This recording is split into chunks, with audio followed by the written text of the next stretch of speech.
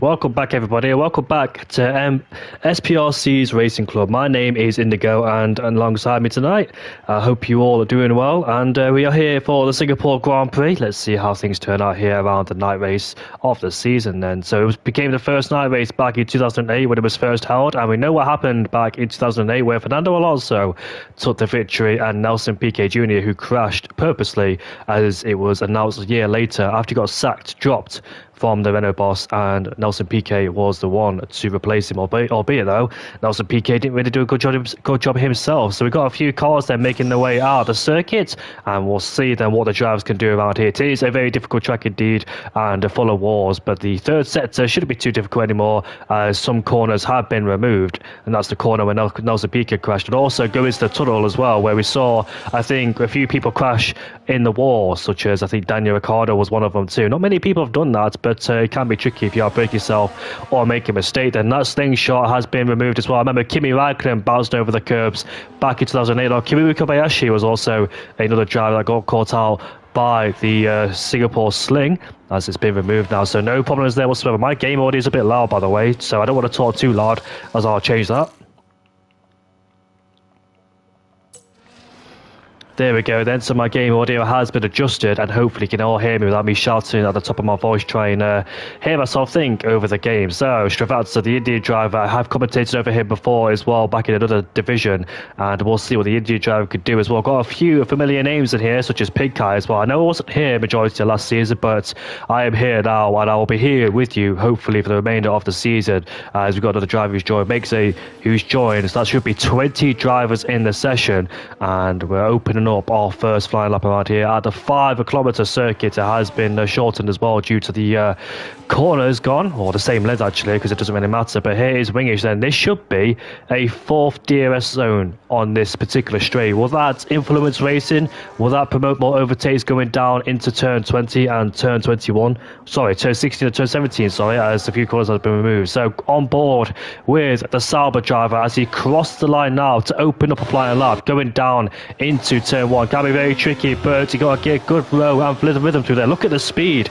he's carrying. Look at that. Turn 2, turn 3. Good release out of turn 3. As we head our way now towards turn 4. Flick it in at the 50-metre ball. Kissing the apex. Trying to get as close to the wall as you can on the outside without hitting it. But very nicely negotiated there. Although we did have a bit of hesitation, didn't he, on the exit. As we go towards turn 7, the braking zone. As we'll see here, but take the curve very nicely. Leads on the outside. Trying to use all the track. Bring it over to the left-hand side to open up this corner. Kiss on the apex. Get back on the throttle as soon as the car has been straightened up. Now we go towards this left-hander. A very weird lock-up going into the left corner, but as we make our way now towards the old Singapore sling, where it can be very difficult if you take too much cover in the entry. But look at this, it's his first lap, and already the car looks absolutely planted. Although he's got lock-ups, it doesn't matter. That's common around the game. Gets a good exit as well. We've seen plenty of people in the past suffer with the wheel spin out of the Anderson Bridge. Now we're heading towards the braking zone here, as he takes you through gear, back into the car, just stepping out a touch to exit turn 14. This is 15, a nice left-hander, and remaining the battery he's got, trying to use it as well. Good EMS management as well towards the end of the lap. That's very crucial as well, because it's very easy to use all of it up in one go at the start. Look at this, no lift off whatsoever. It's going to be a 27.1 for Wingish, and will that stand? That looked like a very nice hooked up lap there from the Sauber driver, but it is his first lap, so expect many improvements there. Stravazza goes into P2 in the Haas, 2 seconds away from the best time. Maverick goes into P2 with a 28.4, and we'll see what the other competitors could do there. There's more about to make their way towards the line, as you can see the Haas on the full track map just get out of the way there for people to get through. Now we've got Crossfire. I remember him almost winning the Canadian Grand Prix until I think it was, who was it at the time? His name is in my head, but it just disappeared. Crossfire goes into P2. Now the Finnish driver, the Aston Martin, Mulkalai, hopefully I pronounced that right. If I don't pronounce it right, I apologise. But the Finishberg goes into P1. Delano, his Aston Martin teammate, goes into 3rd place with a 27.2. So Mulkalai in P1 with a 26.5. He's currently 6/10 quicker than Wingish in P2 then. So nice position there for Aston Martin, 1 and 3. Although Crossfire is a few hundreds down in comparison towards Delano's lap time. So 5 minutes has passed by. We've still got plenty of people who haven't set a flying lap just yet. Jet, whether that's just invalidations, they're just waiting later on in the session, who knows. But we've got I Commons there making his way down towards turn 7. He's quite low on the battery, which suggests to me that he's already gone for a lap on these set of soft compound tyres and has invalidated 2 or made a mistake on his last flying lap, because he's low already in the first sector. You don't really use that much in the first sector anyway, other than that straight. Here comes Pink Eye, the CPI driver. Turn 1, turn 2 and turn 3 comes at you thick and fast. You've got to make sure you get it hooked up, because it's so easy to make a mistake there, whether you outbrake yourself or whether you take too much cover. The exit, it results in a validation 2.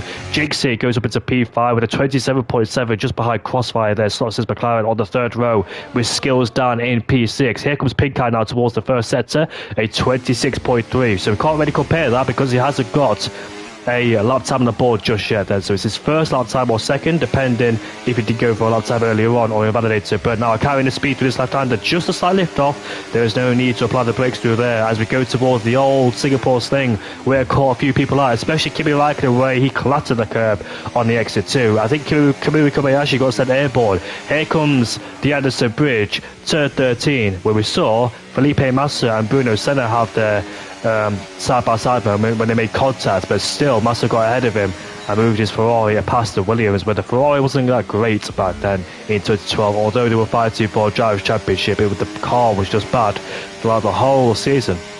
Here we are then, making our way towards these 2 corners. It can be very tricky, especially the exit there. We've seen Sebastian Vettel in 2013 scrape the wall, literally, and we're coming towards the final 2 corners, but Lawrence Stroll crashed.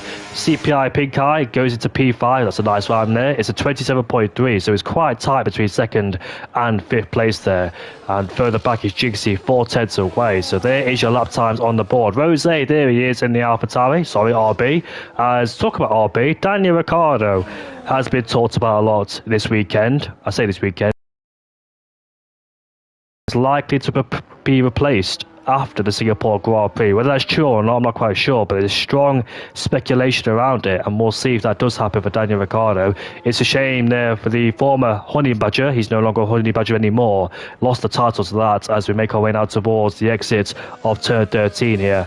But Daniel Ricciardo has now unfortunately ended for him his career at RB. He wanted to end his career at Red Bull, but that's not going to happen anymore for him. Rose, our last season champion, has been on a race winning streak, has the RB driver. Can he continue that? There is a kick Sauber just in the way there, as he should get out of the way very quickly or peel off into the pit lane, as Rose takes his curves very nicely there. No signs of the back end of the car stepping out. He was the man to beat last season. Where can he put his RB as he crossed the line now? So 26.7. So he's the second driver to be in the 26s and putting the pressure on Mokulai in P1.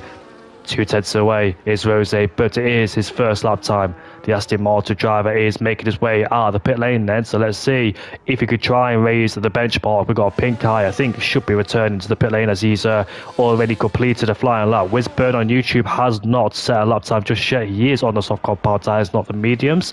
Jay Hartnell in the Mercedes there, coming towards now the back straight. As Chris Tyler says, Rose is just a machine, and he is indeed. The amount of wins he got last season and starting towards the back in the field, especially the Canadian Grand Prix, where it's difficult to overtake, he somehow managed to finish in P1, and he finished ahead of Crossfire too, as Crossfire was leading the race, hoping to take the lead and win, but unfortunately Rose was there. Heck was Jay Hartnell now, not the lap time he's looking for. It's a 29.5, so unfortunately for him, he is off the pace, as his Mercedes teammate Nat Packers is coming towards now the end of the DRS straight there. The game hasn't been updated yet. Well, it has, but in terms of being up to speed fully, the DRS should be enabled there, as the game will update probably in a few months' time to get that DRS update working.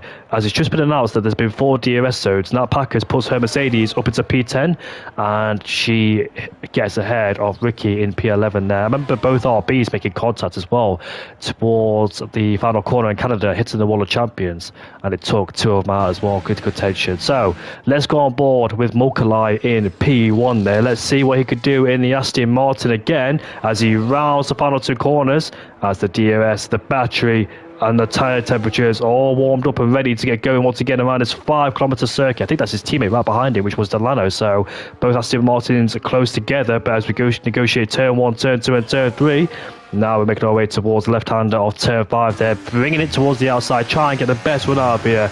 As you really want to open up the corner, try to take a late apex and get the slingshot run out of the corner. Now we're making our way towards turn number 7, the heavy braking zone, braking just after the 100-meter board there, taking the curb on the inside, leads on the outside. He's a few hundreds down, or a few thousands down, sorry, in the first sector, but can he make it back up in the middle and in the last where you make it all up? Let's see then through these corners how he takes it very nicely indeed. This did kiss the inside curve there, but got away with it, and now coming towards this corner where George Russell got caught out, unfortunately for him, in the race in Singapore last year, where he hit the tyre barrier on the outside and smashed into the wall, gave Lewis Hamilton, his teammates, a podium. Both Mercedes were hunted down, Sainz and Norris at the time. Look at that, 2 tenths up in the middle sector. He's absolutely flying. It's the flying Finn. Unfortunately for Valtteri Bottas, who's 22nd in the championship in Formula 1. And Noah says, evening, mate. Thank you, mate. Evening to you too. How are you doing? As we make our way through turn 16 and turn 17. Catch a lot of people out, because if you go in there too hot, you might lose the back end of the car by taking too much curb. But here we are, then he flies around the final 2 corners and he raises the bar once again. It's a 26.3, and this time he's 4 tenths quicker than his rival. Delano just crossed the line. I'm not quite sure if he improved. He stayed in P4, but did he improve his lap time? But it didn't matter anyway, because P4 was the best he could got. Just outside the 26s there. Noah says, I'm good, joining in a sec. I can still set a time when I join late, right? Yeah, you can, mate, you can. So just get in the session, pick your car, and you're able to get going.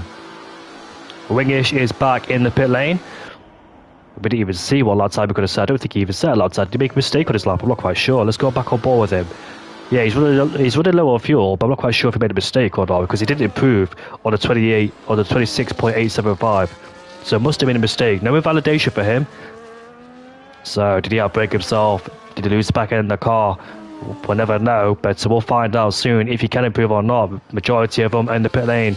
TTC Sean is still in the pit lane there. He has not set a lap time just yet. He's right behind Curry in P18 with a 32.1. The driver I'm looking on board now is Rose in P2, the RB driver who picked up the most wins last year.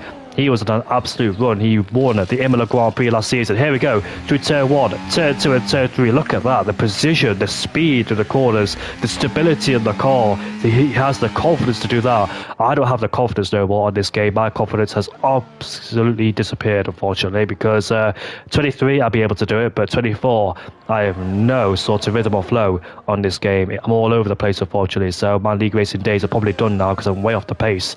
And look at that, he's a few hundreds up in the first sector, but he needs to find a lot more time in the middle and in the last. Remember, this is realistic as well, so the Aston Martin is slightly better than the RB in terms of performance.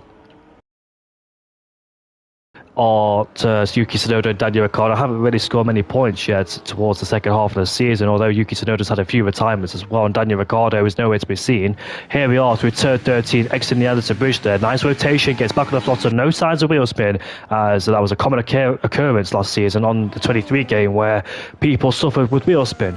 Alpine boys looking like they start next to each other, might have to impose team orders. Skills Dan and Dusty Fakes in P9 and in P10. Here comes Rose. He hasn't found a lot of time on the middle sector, has he? So I don't think he'll challenge for pole. He'll just improve his personal best, which is a 26.7, as he makes his way in the pit lane. So he feels like that's not a great lap time he's currently on. Of course, it quits on those stock power tyres. So with 4 minutes left to go, he's still got chances to try and set a lap time. Curry, who just puts himself into P8, he was in P19, but managed to get a lap on the board. It's a 27.3. There's a big gap between P8 and P9. That is about 7 tenths of a second there between 8th and 9th place. Just outside the top 10 is Jay Hartnell in the Mercedes. Did he win? I remember him being on the podium at one time. Was there another league? I get confused now because I commentate for so many leagues, but I remember him stepping on the podium at one time as well. Was it the Singapore Grand Prix? No, I'm thinking about another league. Apologies about that. It was the Singapore Grand Prix, but it was in a different league, so I won't talk about that one. Quiet stages in qualifying, calm before the storm around here in Singapore during this lovely night race. The first night race back in 2008, and we saw a lot of controversy on that day when Fernando Alonso took the victory. And a year later, Nelson Piquet snitched. No, not Nelson Piquet. It was Nelson Piquet, wasn't it? Yeah, I'm thinking about a different driver, because who replaced Nelson Piquet? I'm trying to think now. Oh, Bruno Senna? Was it Bruno Senna in 2009? Do you know what? I'm getting so confused. I usually have the stats like that, but for some reason my brain has gone mind blank. So Nelson Piquet was the one that crashed, but who replaced him? It was Fernando Alonso and Romain Grosjean. That's why it was unlikely to be like Romain Grosjean. But yeah, Romain Grosjean, funnily enough, he crashed in the same place a year later. But the team boss found it funny that time. I want to go on board with Crossfire because I believe he's currently in a lap time. No, he's not. I thought he was. I think he just put himself into P6 there, and he's currently 14 hundredths away from Jigsy in P5. He is going for a flying lap there, so let's see how he does. Upshifts into third gear there. There's a bit of traffic in the way, lingering around on their outer laps, but luckily for him, they don't hold him up. Although his teammate could have gave him a nice tow down the straight, although the Alpine just gave him a bit of a tow. Alpine McLaren there as we go down towards turn 7. Alpine and McLaren won a constructors fight, weren't they, in 2022? I think Alpine, was it McLaren who got ahead of Alpine? I know Alpine was strong during the early ground effect stages of that season, 2022. I'm not quite sure who won that battle, although Daniel Ricciardo did not put up a good performance either. I know McLaren struggled towards the early stage of the season in 2022, but they got better in 2022. I think Lando Norris finished in 5th place, didn't he, while Verstappen went off and locked up his tyres in that year. Oh, he just hit the curb on the inside, which caused his car to spin, and Jigsy's lap time has been ruined. Now, he has got enough time in terms of the fuel. There is no fuel light popping up there for him, so I think he could go for another flying lap. But watching Delano now going for turn 3. So Jigsy just needs to cool down his tyres and get going once again. That's the problem, because it's such difficult in the third sector. Your tyres are hot. If you make a mistake and you've got time left and fuel left, you've got to cool down your tyres because they're very hard at that stage. I've had that problem many times where I made a mistake in the third sector, and you got to charge up your ERS, which is easy on this game, unlike last game, because I remember a lot of people who made mistakes towards their towards their penultimate lap, and they had to charge up the battery and cool the tyres down at the same time, which is not ideal because you need to get the tyres in the optimum range before you start flying up. Around about 90 degrees you want them hot, but it's quite difficult to warm your tyres on this game. No braking, no accelerator at the same time. That has been completely scrapped away. So I think Delano was a few hundreds up in the first set as he rotates it through 13. Nice flow there as he gets on the power once again. The loud pedal, the car working nicely in terms of turning in. He's 1,000 down in the middle sector. There is Delano. So P4 is his best. Jinksy's behind him, but we know Jinksy might be compromised. Where is he right now? Jinksy's qualifying has been done and dusted, unfortunately for him. We're watching the Aston Martin of Delano. His teammates exiting turn 14. We can see a Ferrari ahead of us who's in the pit lane. So I'm not quite sure who that is. I think it was Maverick in P12. Here comes Delano now around the final corner. He took a very odd approach going the final corner, but it still improves. It's a 26.9. Did the Ferrari hinder him? I'm not quite sure. But the Aston Martin of Mukulai, unfortunately, has invalidated his lap time. Where is Rosé? There he is. He's currently 1100 up in the first sector, but can he find any more time out of that RB? It's going to be quite difficult to try and bring 4/10 down in the middle sector. What's his best so far as he makes his way now towards the second intermediate split? 2.5 tenths up, more than that. So Rosé is pushing in the middle sector. He struggled last lap, went to the pit lane, but this time he's flying. Can he find 2 more tenths, try and beat Mukulai's lap time? Wingish in the Sauber goes into P3. Nice McLaren front row there, a third row, sorry, from Curry and Jinxie in P5 and P6. Here comes Rosé now towards the line. Is it Paul?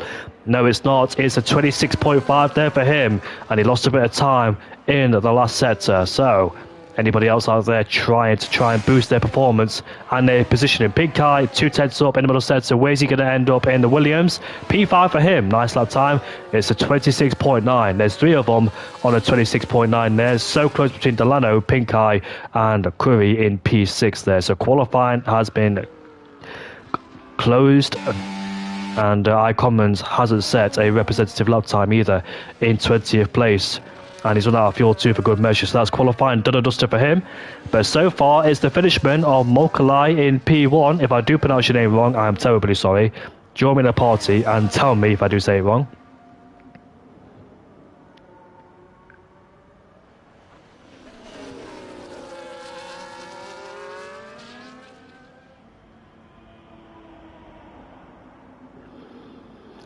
Mukalai was in the Sauber P3. Sorry, third in the championship in the Sauber last season, scored 269 points. So he is a quick driver, is Mukalai. Finishing P3 in the championship with CPI Pinkai, who finished P2, runner-up in the championship, and Rose, who's well clear of the rest, finishing in P1. He won the last race of the Imola Grand Prix with Mukalai in 4th place, Dusty Fakes in P3 and Pinkai in P2. So keep an eye on them. But this time, in round 2, it belongs towards Mukalai in terms of qualifying. Last race was the Abu Dhabi Grand Prix, and Mukalai beat Rose by about 2.6 seconds there. Although Rose did pick up a 3-second time penalty, he went on track, but Mukalai beat him in terms of no penalties. Dusty Face got on the podium for Alpine that day in P3, with Skills down in 6th, with Wingish in 4th, and Maverick for Ferrari finishing in P5. CPI Pinkai didn't particularly have a good race, although he did start 19th place, finishing 8th.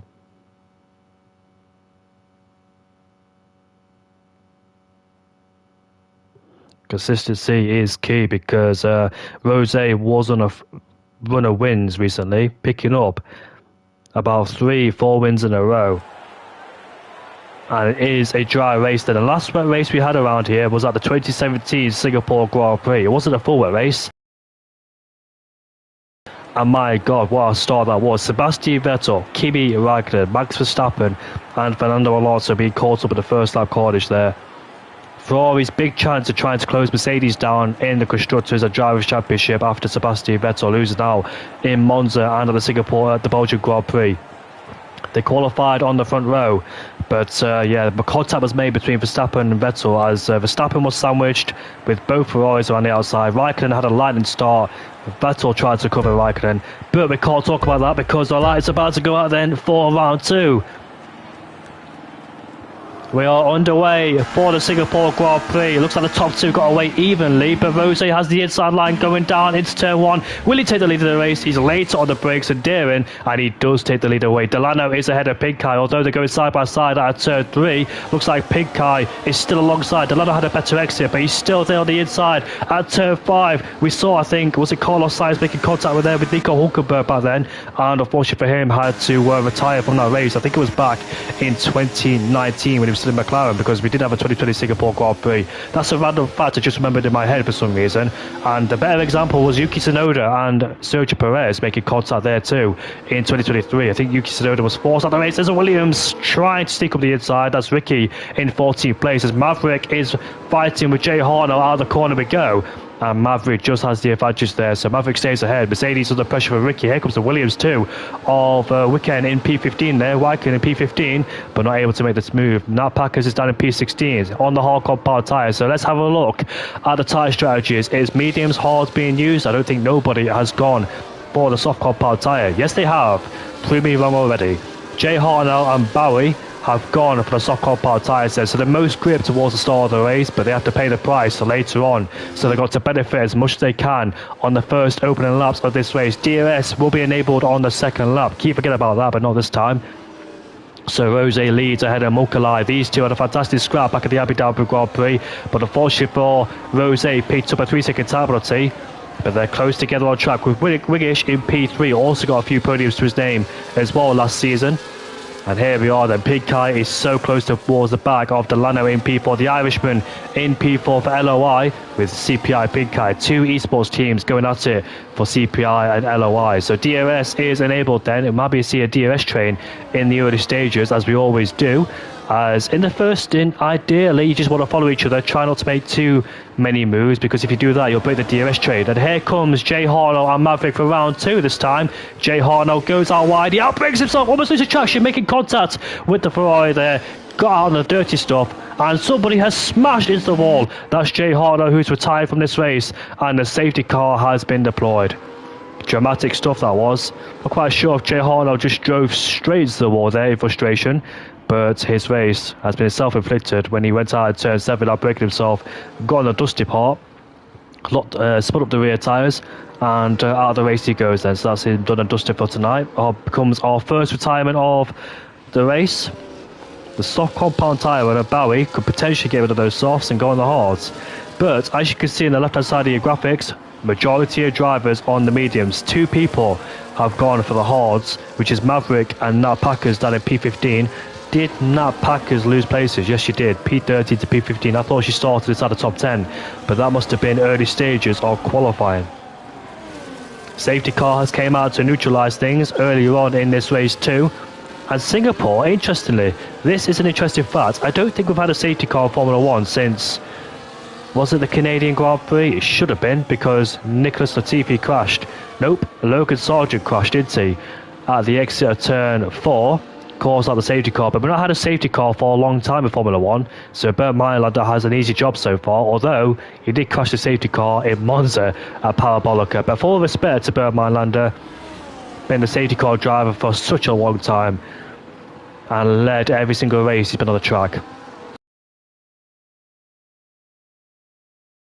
But yeah, Singapore has a history of 100% safety car every single race. So will that streak be ended this weekend? Because we've had 7 or 8 races without a safety car in Formula 1, but in Singapore there's a high chance of crashing the walls. I'm not quite sure who caused the safety car last season. George Russell crashed out, didn't he? But I don't think a safety car was deployed because it was the last lap. Was it Logan Sargent? I just want to say Logan Sargent because he's the main one that could have caused the safety car. I know Perez was a bit optimistic in terms of his moves on Alex Albon down in turn 13. This is where the corner is, right here. And as you can see, Sergio Perez made an optimistic lunge down the inside, took Alex Albon on the points where Red Bull were struggling. The safety car came out early, didn't it? Because there was a hard runner, 2 hard runners, of Perez and Verstappen, who got compromised by the early safety car. I'm trying to remember who caused it. Could have been Yuki Tsunoda, because he made contact with Perez, didn't he? This is the thing about me. I'm very good at remembering things from years and years ago, but when it comes to recent times, my memory is absolutely appalling. But yeah, both Mercedes were contention for a victory. I think it was Logan Sargent who caused that safety car, because he crashed at the exit of turn 7. It was the safety car that caused by Logan Sargent. It's a shame for Sargent. A lot of people laugh at him for being one of the slowest, but Formula 1 is a brutal sport, of course. Franco Colapinto, in only 2 races this season, F2 driver who's currently P6 in the standards, but obviously he'll get demoted further down because he's not racing there no more, obviously. He scored in his 2nd race in Formula 1, whereas Logan Sargent only scored 1 point in 2 seasons. And also, Logan Sargent scored in the USA Grand Prix of Texas, where Lewis Hamilton and Charles Leclerc got disqualified because the underplank of the floor was had something to do with it being underweight, like George Russell was back in Belgium. So that was the only time Logan Sargent scored a point, and it was literally just 1 point, where look, Franco Colapinto's got 4 in 2 races.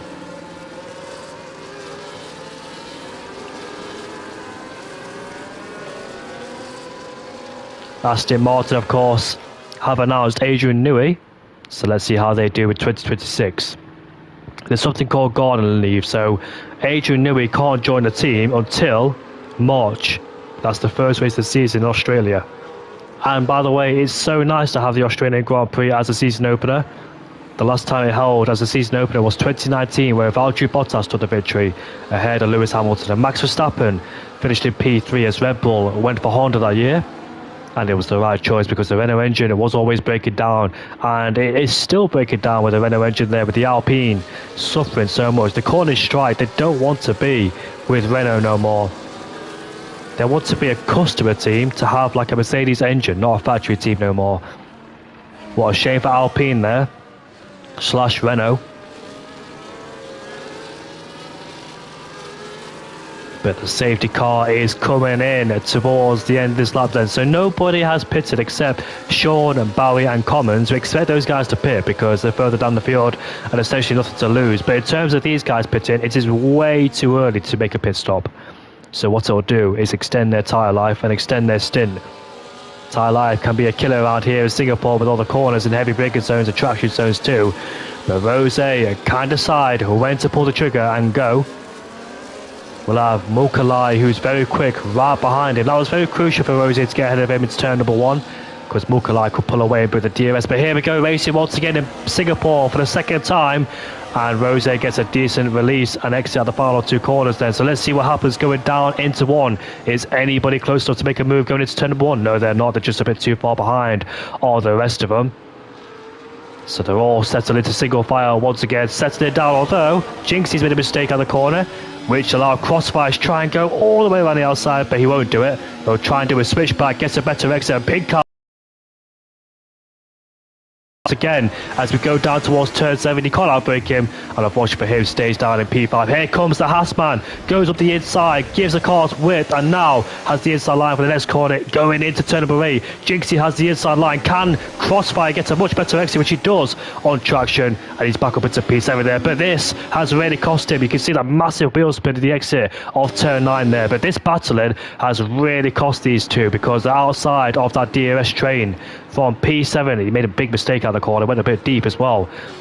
But now the gap is 2 seconds there, so those two squabbling has cost them the DRS, and now it's going to be very difficult to get themselves back in the DRS, considering there's 3 DRS zones around here.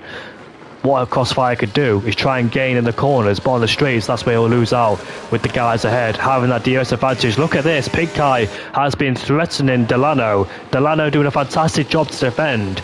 And Pink Eye once again finds himself frustrated there behind the Aston Martin driver as we go to lap 6 out of 31. DRS will be enabled shortly after the next lap, I think. As we go down towards turn 1, where Kimi Räikkönen and Danny Kvyat made contact there going into turn 1. As we head through turn 3, but both Force Indias back in 2018, I believe it was, put each other in the wall. Perez and Ocon, that ended the race there. Perez putting Ocon in the wall. Those two Force India boys did not like each other whatsoever, did they? As we go down towards turn 7. Let's see what happens going down here with Max Verstappen having a big lockout back in 2021. Sorry, not 21, that was 2022 that was. Perez won the Singapore Grand Prix after defending from Charles Leclerc, and also he picked himself up a 5-second time penalty to Perez. Not quite sure what was the reason, but he did pick himself up a 5-second time penalty, and Hugh Bird, his former race engineer, told him to build that gap over 5 seconds, which he did, and took his victory around Singapore too.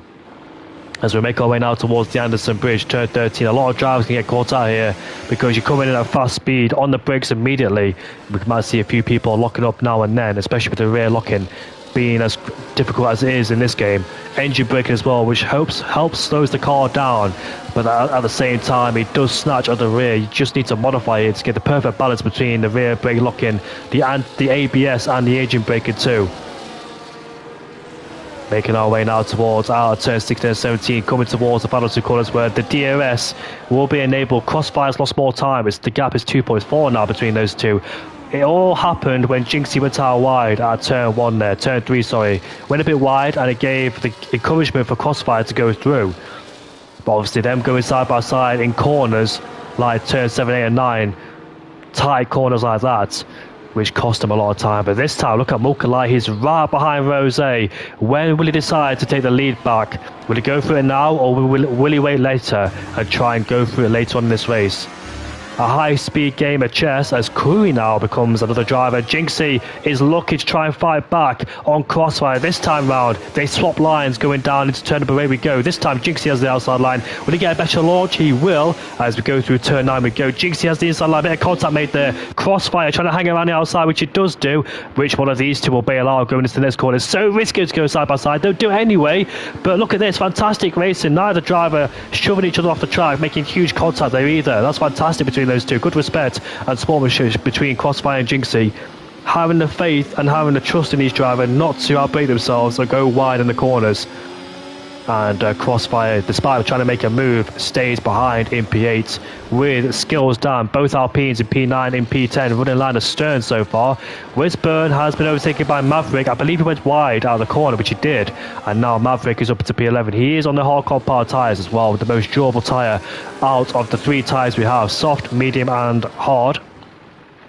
Obviously back in 2018, before we had multiple tyre compounds, the hyper soft, ultra soft, super soft, soft, medium hard and super hard, which was used back at the Silverstone Grand Prix, that blue tyre.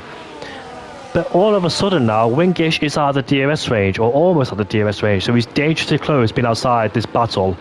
And he needs to try and up the pace a bit, try and remain with the top two, because once you put that DRS, it is very difficult to come back. I don't believe he has the DRS. No, he didn't. And he's currently 1.2 seconds behind there of his fellow green car. And look at this, Greasy. Crossfire and Jinxie once again. I've got those two names mixed up. And Crossfire is back ahead of Jinxie. Jinxie getting all out of shape there, and he has skills down all over the back of him.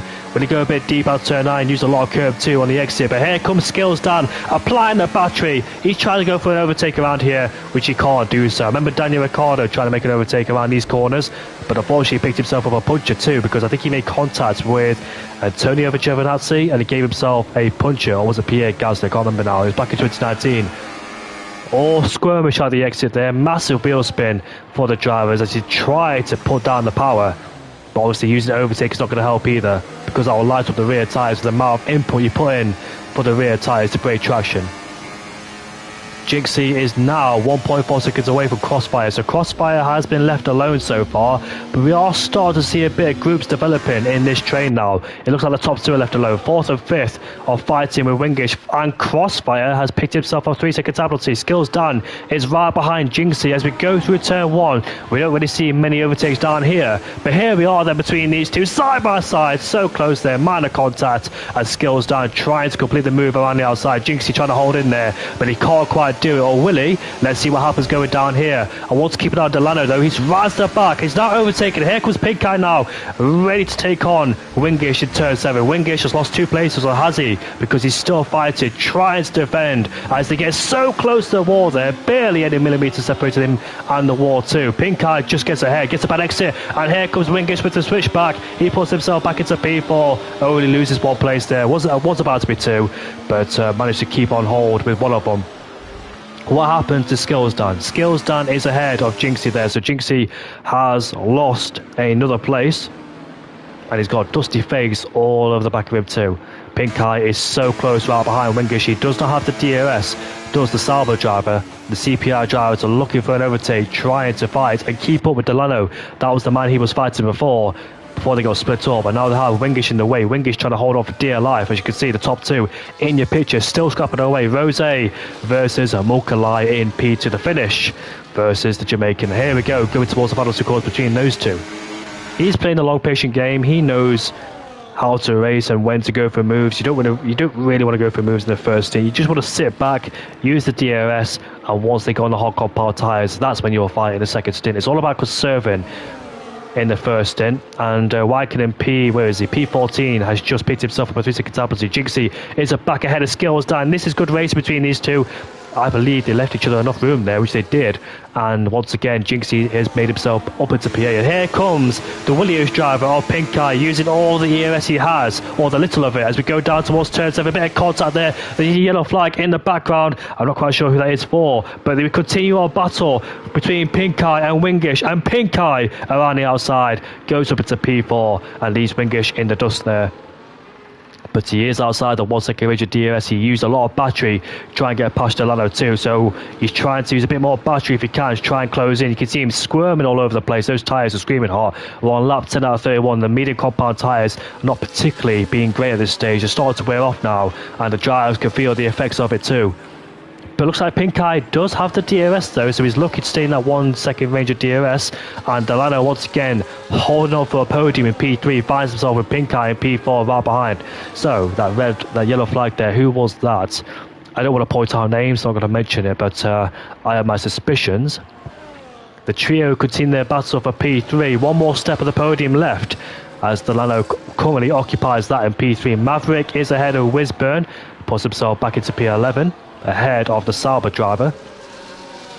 Goes a bit deep too, but should keep the position as the inside line for the next corner.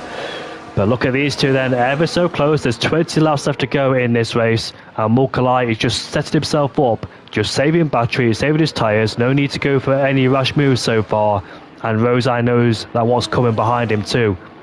And Delano got out of shape. There's the McLaren in the background. Is that Curry P6? I think it was. Crossfire with all of the back of him going down into turn 7. No moves being here, but the McLaren driver got a very poor exit out there. And we'll see. Crossfire does not take advantage. He's a bit too far back to make a move going down into turn 7. As he has to stay behind the McLaren driver for so far, but finally finds himself with company as he was alone for a few laps outside of people's DRSs, forwards and backwards. The top two are left alone in first and second. Which one of those two will win the Grand Prix? Hammer and Tong at the front of the field between the Jamaican and the Finishman. And Delano is holding on for dear life. The Irishman in P3 defending from the Pink Eye in P4 with Wingish in 5th place as well. CPI Pink Eye. I've known him for a long time. He probably don't know me, but I've seen him race plenty of times. I've commentated over him in the past. He has been a very quick driver, especially back in 2023. So I know what Pink Eye is capable of. He's a very quick driver himself, and that's why CPI have chosen him to be in that team in P4. I'm not quite sure if he still does events because I'm not fully invested in esports teams anymore. Like I was back then. Where's my ILT driver? How is he doing? And Dusty Fakes is ahead of his teammate there, no, because he just entered the pit lane, that's why. Skills Dan then becomes the first one out of the medium compound tyre runners to pit to go on the hard compound tyres. They should comfortably go towards the end of the Grand Prix. Now Pink Eye is putting major pressure on Delano here. We're about to see a move going down into turn 7. Which way is he going to go? Left or right? It's the left hand side, and he'll go down the inside into 7. Just brake later than the Aston Martin, although he tries to stick around the outside. Goes off the track, and look at the Sauber looks to take advantage. Big lock up there for Delano as he tries to continue and defend his position for all his might as we go through turn 9 in his left-hander as they remain side by side, but Pink Eye gets a dreadful exit which allows Delano to stay ahead of him in P3 with Wingish all over the back there. So intense battle going on for P3. Goes a bit deep in that corner, does Pink Eye, and Wyken has spun. There he is in the Williams, gone for a spin. Where's that? That's the exit of turn 8. That's where Logan Sargent crashed, which caused out the first safety car, which cost Red Bull because they go for a long stint on those hardcore power tyres, but the safety car came at the wrong time and they dropped backwards. But the battle for P1, the battle for P3 is intense. Can Crossfire get involved in this battle? With this trio scrapping away, they cost themselves a lot of time. Can the McLaren driver, who dropped out of the DRS range after he spun, or almost spun, he lost it out of turn 7, I believe it was. Now, Delano is in the pit lane then, the first one out of this trio to go in the pit lane. Pink Eye will have the DRS because he was behind him during the detection point. That's why he's got DRS on the straight.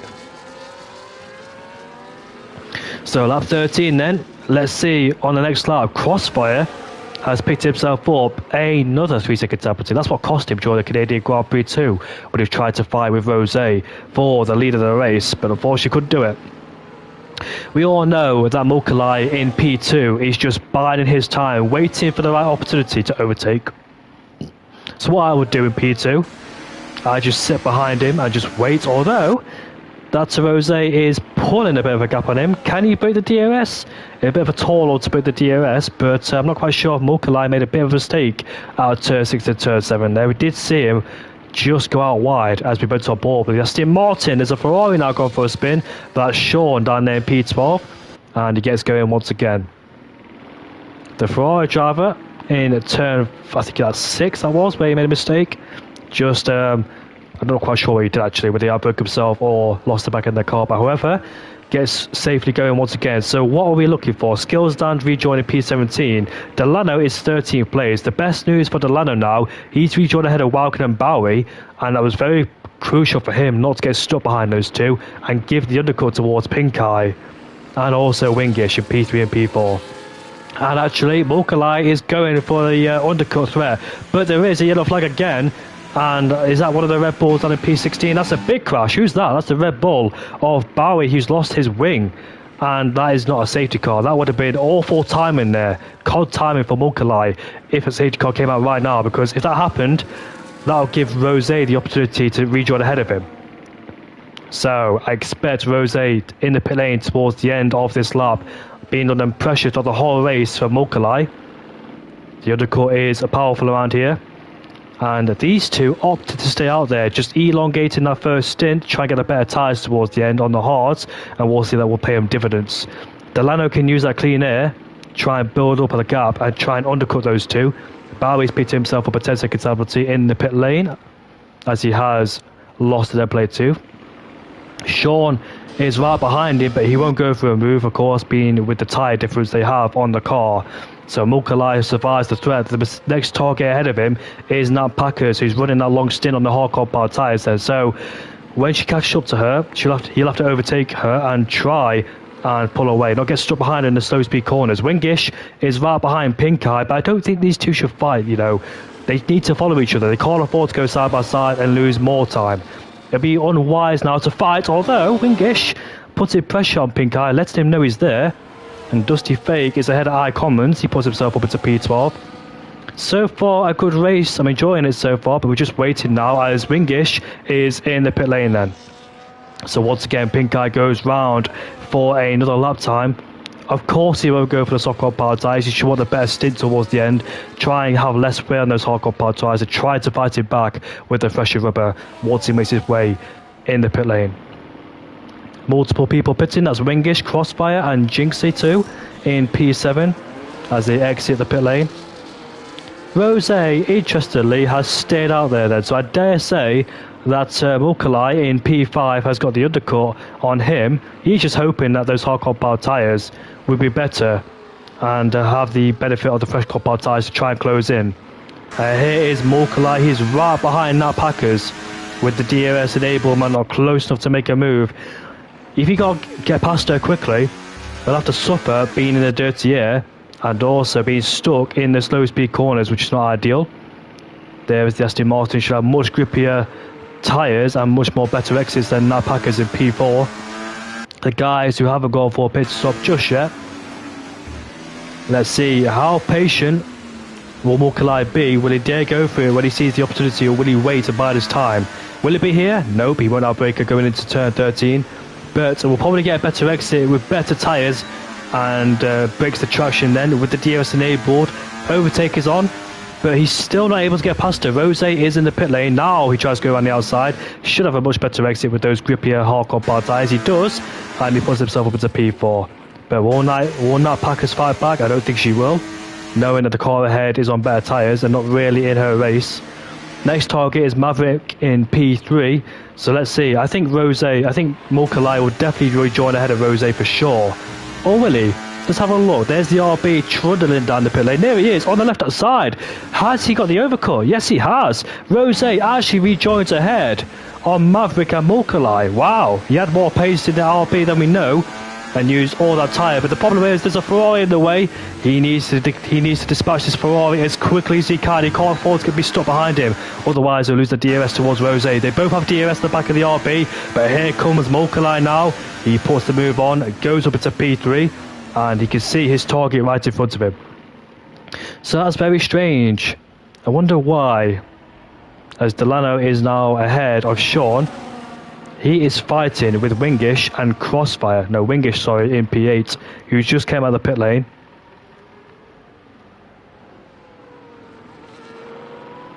So we've got a different scenario going on here now with Rose being on better tyres. He has track position, better tyres, I dare say. 2 laps does make a difference towards the end. Not in real life F1, that doesn't really matter. But we'll see how this plays out for Rose P2. I'm surprised Mulcahy did not get the undercut on Rose, despite being out there for 2 laps extra. So questions to be answered. Did he get stuck behind the traffic, and that's the reason why Rose was able to build that gap? Although the hardcore power tyres do take a while to cool up the temperature and get in their working range. Pink Eye is the only one that's left out there on all the tyres. The only person who hasn't made a pit stop just yet. He is fighting with Wingish, who's right behind Sean, and Delano too. Wingish needs to dispatch Sean as quickly as he can, and he'll try to by going on the racing line and taking away for P7. There's his next target, Delano. The battle for net P3 is on between Pink Eye, Wingish, and Delano. The medium compound tyres are not as bad as I thought, because I've noticed in different races where the medium compound tyres, even though they go from hards to mediums, the medium tyres just don't have that life towards the end, and they wear out quite quickly. But look at this, the battle for P2 and P3 is continuing between those two, and it should get spicy. Who will win the Singapore Grand Prix? Will it be Mulcahy on all the tyres, or will it be Rosé, who's done a fantastic job defending from the Aston Martin driver? He does have track position, but we know the Aston Martin is playing a long waiting game, a high-speed game of chess so far for the Aston Martin. He does what I do, and when I'm in a high position like this, I don't go for the move because I don't want to lose time for people behind me. I don't want to spend unnecessary time fighting when it's an early stage of the Grand Prix. But we definitely know there's going to be fighting soon towards the end of this race. It depends which one of these two come out on top. Rosé has led the race ever since he took the lead into turn number 1. Mulcahy lost it, but he had the outside line as Rosé was able to go down the inside and later on the brakes. Left to go in this Grand Prix, and Pinkeye has decided not to come into the pit lane, extending once again on those medium compound tyres. And we'll see, will that pay him dividends towards the end? Will that give him the fresher rubber to try and hunt down his rivals of Delano and Wingish? And there's a yellow flag down there. Who is that causing mayhem? That is Bowie. Once again, both Red Bulls are struggling in this race. And I suspect both Red Bulls will struggle as well during the race in Singapore this Sunday, as it has a bit of kind track to them recently, especially in 2023. That was the only race last season where Red Bull did not take a victory. 22 out of 23 races. Obviously, the Imola Grand Prix was cancelled due to flooding in that region. And here is Crossfire versus Sean now. She's trying to go around the outside, bit of contact made as he re-locks the brakes. He actually hit the wall, but got away with it. As he goes up the inside, goes a bit deep, but still makes the move. And Crossfire puts himself up into P8. Sean hasn't pitted just yet. Has he pitted? I think he has. Yeah, he did. He pitted quite early in this race, as he pitted on that first safety car, didn't he? Wingish is right behind Delano. This is a battle for that P3, but the problem is they've got drivers on all the tyres in front of them. So this could get very sketchy indeed with people on all the tyres. So Delano's got to think about overtaking people on all the tyres and defending from his main rival right behind him. So the first one up is now Packers going side by side. Will he dare our breaker going down into turn 16? No, he can't. He has to stay behind for the time being as Rosé sets the fastest lap of the Grand Prix. And out of the way goes now Packers. Next target is Maverick in P4. Pinkeye is still out there on those mini compound tyres, elongating that first stint. Will he dare go soft towards the end? I'm not quite sure. Is it even worth going on the hard compound tyres now towards the end? It depends how long you keep it up for. Hyde's got the tyre life as well. He'll be undercutted by these guys as Maverick is keep holding two drivers up on better tyres. Here comes Delano now. He should overtake the Ferrari driver with ease with the power of the DRS and the better tyres. And what about Wingish? They make it 3 abreast on the straight. The Ferrari's in the middle, and the Ferrari can see the Sauber and the Aston Martin go past. Maverick got mugged on the straight there, and those two, crucially for their race, got past the driver on all the tyres. Rosé is catching Pinkeye, but how long is Pinkeye extending his first stint? Will he go on the hard compound tyres? I think softs are a bit of a stretch, though. I don't think he'll go on the soft compound tyres unless he's got amazing tyre management, because the softs are rubbish around any race circuit, unless in the Belgian Grand Prix and Silverstone as well. There are exceptions, but a track like this where tyre wear is quite high, the soft compound tyres will possibly not make it towards the end. But hey ho, anyone could prove me wrong. I've been proved wrong many times, and I've been surprised by people's tyre management. It's all about the setup, the way you drive the car as well, how much you push in the early stages of a race, as Rosé and Mulcahy are trading fast lap of the Grand Prix. That should be a very interesting battle towards the last few laps of this race. Get ready, get tucked in between the battle between Rosé and Mulcahy in P3 and P2. I say net P2 and P3. 2 seconds now is the gap between Rosé and Pinkeye. There's 11 laps left to go in this race. We know that Pinkeye hasn't pitted just yet. Or is he goal hanging for a safety car? Jinxie's now ahead of Sean, and here comes Dusty Fakes now overtaking the Ferrari on them hard compound tyres he pitted during the first safety car. So ideally, or theoretically, he doesn't have to pit, but Wingish is right behind him. There we go, side by side, and he overtakes the Aston Martin driver. He puts himself up into P4, and Crossfire's got ahead of Maverick and puts himself now into 6th place. He's 3 seconds behind those two, but unfortunately when he dropped out of the DRS range fighting with Jinxie, because that pack split up, didn't they, when Jinxie and Crossfire were fighting after the safety car came out. Crossfire's got some good pace, but with the DRS trains in front of him, he's not able to close in, and the Red Bull there giving people heart attacks with the yellow flags because Rose is right behind and he's overtaking Pink Kai. There he is then. Pink Kai has been demoted down into P2 and he should pit because he'll lose too much time now to the guys he's fighting with, such as Wingish and Delano. Rose is now back into P1. Mulcahy is the next driver to overtake him. He should do with ease. Will Pink Kai pit? No, Pink Kai is still staying out there on the mini compound tyres. He's opting not to pit. But here comes Mulcahy now, side by side with the Williams driver as he goes into turn number 1. Not using any battery because he doesn't want to use unnecessary battery as he knows he'll get the move done. And he puts himself up into P2. 9/10 is the gap, so could Rose use this opportunity to break the DRS? He's on the curve. He's just on the cusp as that Aston Martin driver, as Maverick is in the pit lane then. He doesn't want to go towards the end of those hardcore power tyres. He's had enough. And a set of mediums will be put on that Ferrari car. But Pink Kai is still out there on those medium power tyres. He's not opted to pit just yet. Will it be softs though? I'm not quite sure. Will that strategy work? Will those guys be just too far ahead once he catches up? And there's multiple battles going on there. What's happened there between those guys? I think it's just people pitting and people changing positions there. But the battle for net P3 continues. But this time round, Pink Kai might have put himself possibly at a disadvantage by staying out there a bit too long on those mini-compound tyres. The guys should have a massive overcut on Pink Kai. And Pink Kai's got a lot of work to do. Does he have the pure pace to try and hunt down Langfell, Delano and Wingish for P4 and P5? Rose doing a fantastic job keeping Mulcahy at bay in P2, but he is low on the battery. Is the Aston Martin driver. So once he's stuck behind, now he's in this DRS phase. There's a yellow flag again. That's the McLaren driver. Is that? It is Curry who's lost his end plate there. And he lets the people go, unfortunately. He's running a good race, was the McLaren driver, but now he's just outbroke himself and lost his end plate. So Pink Kai has finally decided to call it a day. And is this the softs? I don't think it is. No, it's the hard compound tyres being attached to that Williams car. So that's a very interesting strategy there from Pink Kai. He'll have the best tyres towards the end. And the hunt is on between Delano, Wingish and Pink Kai for the final spot on the podium. And also the battle for P1 is brewing up very nicely there. Mulcahy has been reading the back of the Cash App sponsorship on the rear wing. But when will he decide to make his move? Can he make the move? Does he have the choice? There's a yellow flag down there. The Red Bulls once again putting Bert Mailander on hold. Now Packers is in P11 on the brand new set of medium, so expect her to be rapid in this second stint. Pink Kai's first target is skills down. He puts himself up into P8. No time wasted there for Pink Kai. Can't afford to waste any time now, which is very crucial for him to hunt down.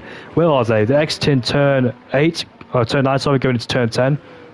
And that Pack is ahead of Wisburn on YouTube, although Wisburn gets a better exit and stays ahead of the Mercedes driver.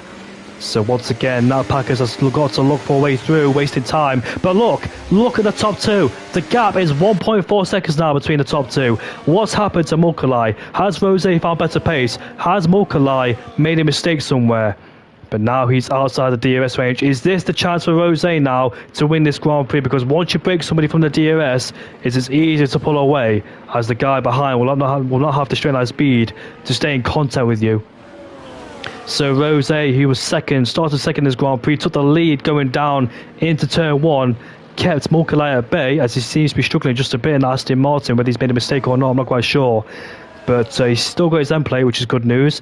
But can he get himself back in this DRS range now? Set a blistering lap time in qualifying. But I think the moment where it was decided was at the pit stop. So I'm not quite sure how much time he lost during that pit stop in Mulcahy, because he was expected to do the undercut on Rose. But it turns out Rose a better pace still on those old medium compound tyres. And since then, kept him in second place and in his sights, as Dusty Fakes has got ahead of Jinxie, puts himself up into P6. Curry has got a 3-second penalty. He's down in P17 on a brand new set of medium compound tyres. He did pit as he lost his end plate. And Red Bull once again giving some headaches to a few people because they don't want the safety car. Rose especially. Mulcahy will love a safety car. And everybody else will probably love a safety car to be bunched up once again. Every time I'm in the lead of a Grand Prix, I see a yellow flag. My heart always drops. I'm hoping it's not a safety car. And that's caught me out before, you know. Because I remember a race at Abu Dhabi where I was leading comfortably by about 8 seconds, and a safety car came out with 4 laps left to go. I did not have a new set of softs as I used it in qualifying. The guys behind had a brand new spanking set of soft compound tyres, got swamped despite leading the whole race, and I got dropped into like P12 or something in the race, even though there's about 3 laps left to go. And Curry's now ahead of Sean and Wykin in P17 there, the 2 Red Bulls. Struggling down there, as we can see that Packers has overtaken Wisburn, left it a lap too late or two, and finally Mercedes driver gets ahead of the Sauber boy, and you can see Ricky is right behind as well to take advantage of him. Wisburn is on the same tyres as Ricky as well. Wisburn gets a 3-second time penalty, but the gap has gone to 2 seconds there, so I dare say that's the battle for the lead over between Mulcahy and Rose for P1 and P2. But, however, keep an eye on Pink Eye. Where is he? 4 seconds behind Jinxie. Jinxie's right behind Dusty Fakes. Those two continue their battle for P6. There they are. Pink Eye just further down the road. But I dare say, has Pink Eye left it a bit too late? I think the answer is yes. I don't think he could catch Crossfire and Delano. Well, and Wingish 2 and P3. What was his strategy? Was he hoping for a safety car? There's no way he thought he could try and build the gap or try and get as much lap time as he could. Well, what do I want to say? Yeah, let me think what I want to say. There's no way he could try and close that gap down towards the end. There we go, finally spit it out as Maverick is ahead of Stravatza for P13 on those newer medium compound tyres. But Pink Eye's strategy was very interesting indeed, but he cost himself by staying out there too long and not having a laps left to try and fight back. Too long in the first stint, barely any time in the second stint. So I dare say P6 is the best he could get unless he has a massive pace advantage on Crossfire. But the battle for P3 then is left between 2 drivers, that's Wingish and Delano for P3 and P4. Delano is closing, and let's have a look to see what he does going down into turn 7. There he is, the exit of turn 3, looking to try and get a better exit. There is 6 laps left to go in this Grand Prix. Rose has finally broken the DRS, and he can start focusing on now bringing it home to win. After he missed out on a win back at the Abu Dhabi Grand Prix, after he picked himself up a 3-second time penalty, and he gave the win towards Mulcahy in P2 there. Delano's too far back. He does make a few mistakes out of corners, loses the back end all of a sudden, so that could be another saving grace there for Wingish if Delano continues to make mistakes, losing traction out of corners. Jinx is right behind, but Pink Eye is approaching at speed. There he is in the Williams, just in the background there. His predicament, his prediction to be in P3 is probably over now. There's no way he could try and build that gap down within about 6 laps left to go. So it's quite self-inflicted there for Pink Eye. Probably goal hanging for a safety car, but unfortunately never came. And we'll have to settle for P6 or P5, depending. I think Crossfire's got 2 penalties. 9 seconds, so the best he can get is 5th place.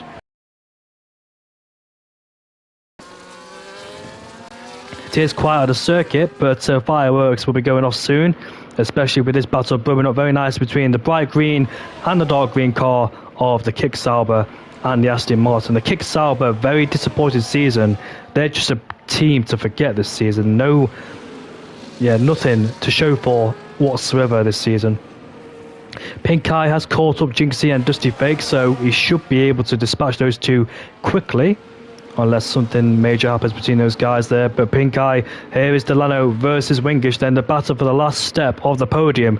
Which one will it go to? Ricky's right behind Wisburn, the other Sauber in P11. Delano is probably buying his time because we know if he goes for it now. Here comes Pink Eye side by side with Jinxie, and he puts himself up into P7 there.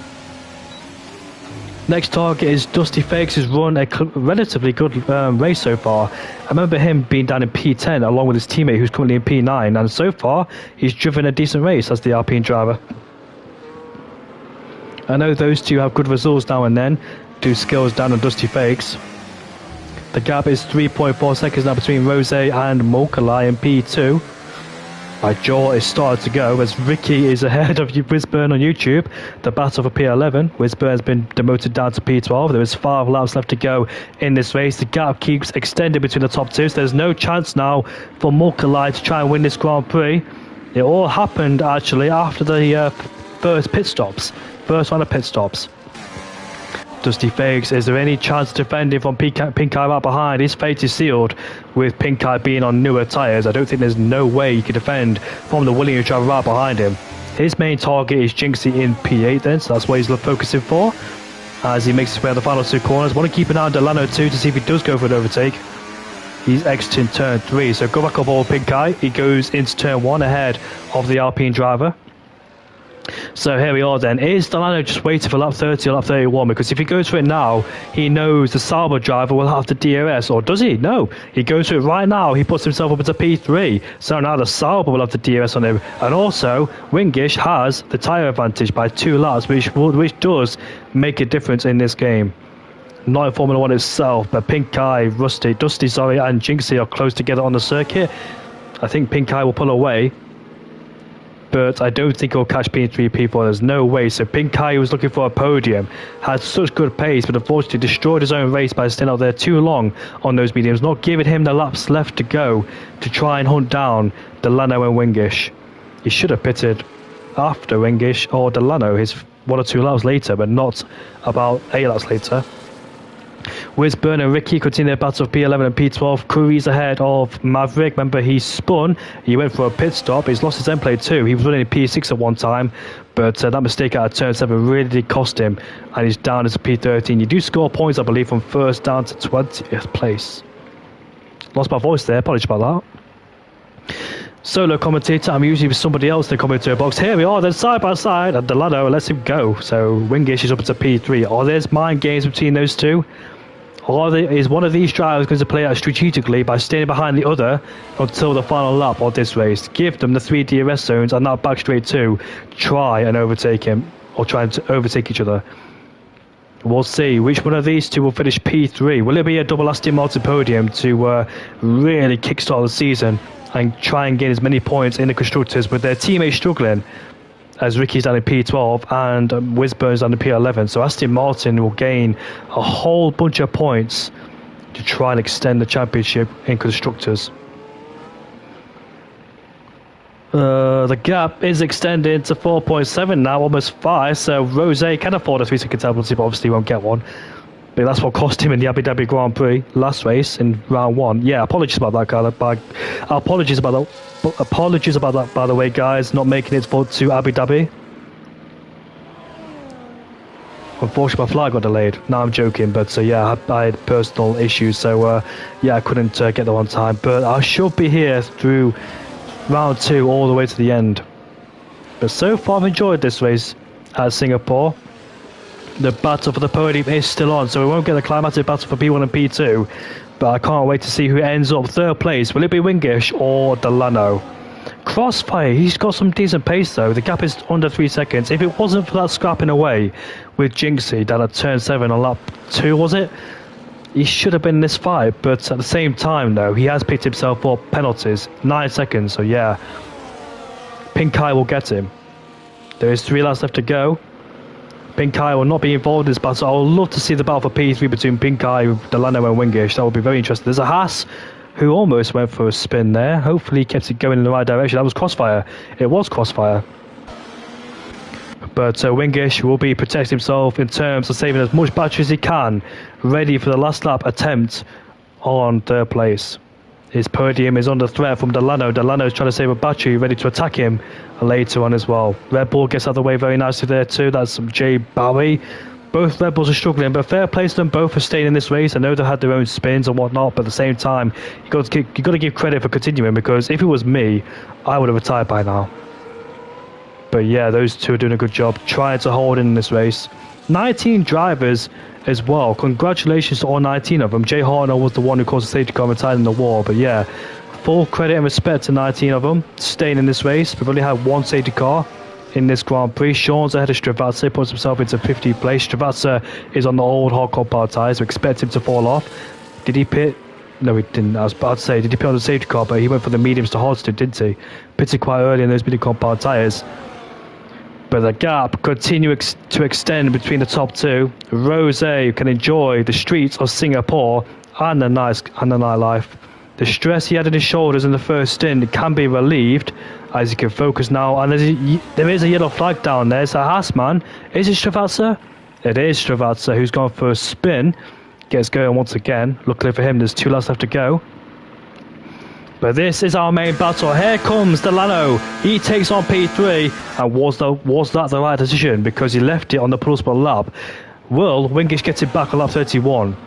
That's the response now. Delano has put himself into P3. A predicament for him because he knows that Wingish will have the DRS behind. So he put himself there. But will he regret it later? Can Wingish fight back? Does he have enough battery to in that Sauber? Can't really see the battery on his steering wheel where I can see the battery on the Aston Martin. Look at that.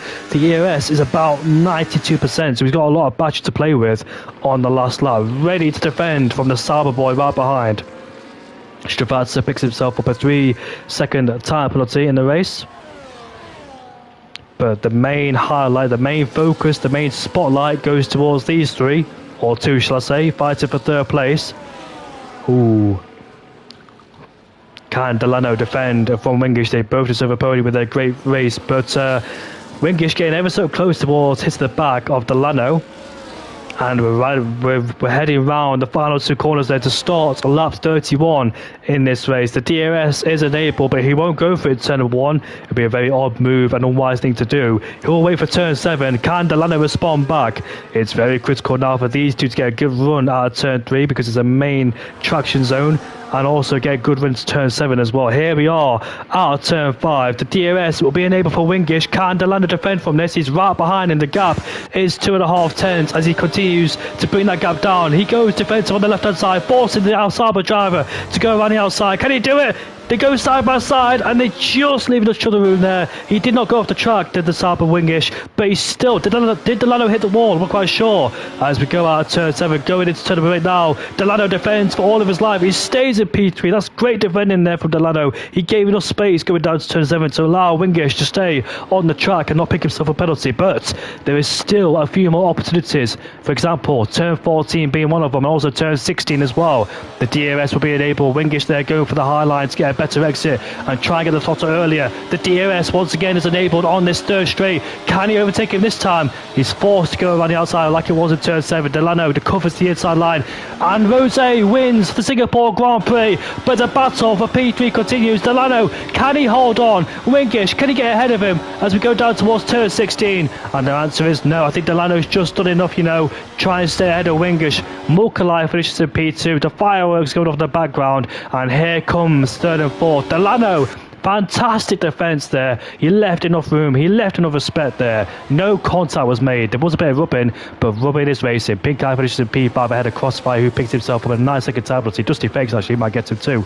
He does. He puts himself up into P6 there with Jigsy at P8. But what a race that was. Congratulations to Rose. Another victory too after losing out in Abu Dhabi. Mulcahy is a great drive, but I think his 2-lap difference of tyres there made a mistake too, which dropped him off the pace. 7.2 was the gap towards the end of the race. It was a great race. Delano in P3, Wingish in P4, and the effects are starting to come in. I just survived 31 laps of this race and also 18 minutes of qualifying, so it kicked in at the right time. Both Williams in P5 and P6 there. Great result for those 2. Sorry, that's the Alpine of Dusty, P6. They're obviously the blue cars, but the light shade of blue and the lighter shade of blue. 19 drivers survived towards the end of a tricky Singapore. 1 retirement, which was Jay Hartnell. And I really hope you enjoyed this race. I want to say full credit and full respect to Pink Eye. Full respect to Delano and the Sauber, because he did a fantastic job. Those 2 going wheel to wheel when the pressure is high, the adrenaline is high, because a podium is right there. It can be tempted to just be late on the brakes, force one another off, because tensions do get high. But thankfully for those 2, they kept it nice and respectful. Wingish and Delano there. Delano could have easily pushed Wingish off the exit of turn 7, but he didn't. Wingish had a front left tyre on the track still. I thought Delano headed into the wall at turn 8. I thought he headed into the wall, but he didn't. So nice car control there, as he did out. Him at the outside line, turning to the inside line at turn 9 to keep the position. And there it is then. The Singapore Grand Prix is done and dusted then. So really hope you all enjoyed this race. Fantastic drive tonight from all these drivers, full respect, full credit. We only had one safety car in this race as well. So that's it then. Abu Dhabi, Singapore done, and we move on to the other side of the world in USA for the Miami Grand Prix. We'll see how that pans out, because usually we get some decent races in Miami, not in real life F1, but in the leagues it can be quite interesting. So Singapore, thank you very much for a good race, and thank you to everybody watching as well. Appreciate your support, and it's very nice to commentate as well. I'm back, hopefully back for the full time, because I really do enjoy commentating as a whole, no matter what league it is. So thank you for having me now, Packers. Thank you for bringing me in once again, and we'll see you all next week at the Miami Grand Prix. But first of all, let's talk about Singapore this weekend. What's the predictions? Who is going to win the Singapore Grand Prix? I dare say Ferrari and McLaren, stated the obvious there, but which one of those four? We know Carlos Sainz was strong in there last season, as he won the race ahead of Lando Norris, but I think Oscar Piastri, with the current form he has so far, he's been so fantastic, so level-headed. He's a cold-hearted stone cold killer. There we go, got those three words mixed up. He's been a stone cold killer, as Oscar Piastri, a silent killer, and he's done a fantastic job so far. If he can cope in Baku by being in a massive attack from Charles Leclerc throughout the whole second stint, then he's got some good pace and might do it again in Singapore. But it's the constructors' battle between McLaren and Red Bull too, which is very important. Red Bull were very weak last season. Max Verstappen getting knocked out by Liam Lawson in Q3, that was a big shocker too. But we'll see what happens in Singapore. There is a fourth DRS, so can Mercedes be brought into the mix as well? Mercedes, the results, their car always fluctuates. They never have a good race or bad good race all the time. It's like one race is good, one race is bad, and it comes back another race. It's just a tricky car to deal with so far. Can Mercedes fix their issues as well? But hopefully we see a good race in Singapore this weekend, and we'll see who comes out on top. Daniel Ricciardo also likely to be replaced after the Singapore Grand Prix. The Hoodie Badger's career could be done and dusted. Now, Packers, thank you very much. I appreciate it, and we'll see you all later for next week at Miami.